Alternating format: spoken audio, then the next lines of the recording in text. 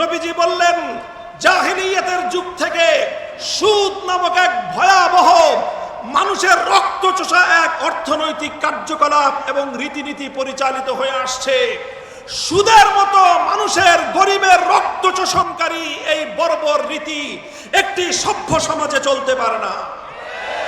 নবীজি বললেন, সুতরাং আজ আমি মুহাম্মদ আরবি ঘোষণা করছি, জাহিলিয়াতের যুগ থেকে চলে আসা সকল সুদের কবর রচনা করলাম আমি মুহাম্মদ আরবির মা পায়ের নিচে। সমস্ত জাহিলি সুদ আজ থেকে দাফন হয়ে গেল।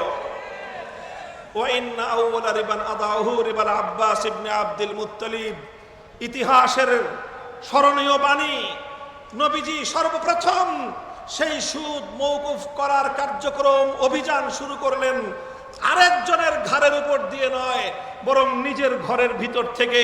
নবীজি বললেন, আমার আপন চাচা আব্বাস বিন আব্দুল মুত্তালিব, যিনি আরবের অন্যতম বড় ব্যবসায়ী ছিলেন সুদের ভিত্তিতে, মানুষের কাছে বিপুল পরিমাণ অর্থ তার পাওনা ছিল, লগ্নি করা ছিল সুদের ভিত্তিতে, বিপুল পরিমাণ সুদ তিনি মানুষের কাছে পেতেন। নবীজি বললেন, আমার চাচা আব্বাসের পক্ষ থেকে আমি মুহাম্মদ আরবি দায়িত্ব নিয়ে ঘোষণা করছি, আমার চাচার সুদ কেউ পরিশোধ করবে না।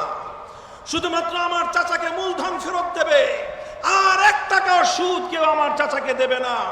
এভাবেই সকল সুদকে আমি মওকুফ ঘোষণা করলাম। পূর্বকাল থেকে চলে আসা প্রতিটি বর্বর নীতি, প্রতিটি অসভ্য নীতি, প্রতিটি অমানবিক নীতি নবী আকরাম সাল্লাল্লাহু আলাইহি ওয়াসাল্লাম এভাবেই নির্মূল করেছেন।